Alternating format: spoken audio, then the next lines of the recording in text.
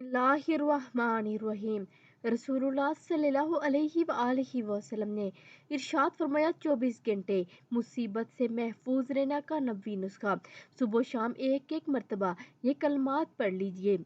सुबहानल्लाहि व बिहम्दिही, ला कुव्वता इल्ला बिल्लाह, माशाअल्लाहु काना व मालम यशालम यकुन आलम, अन्नल्लाह अला कुल्लि शैइन कदीर व अन्नल्लाह कद अहाता बिकुल्लि शैइन इल्मा।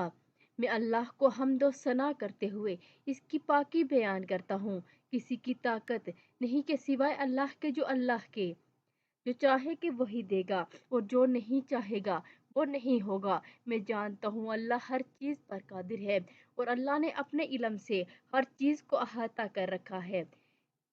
जो शख्स इन कलमात को सुबह के वक्त एक मरतबा पढ़ ले तो शाम तक, और जो कलमात शाम को एक मरतबा पढ़ ले तो सुबह तक हर मुसीबत से महफूज रहेगा।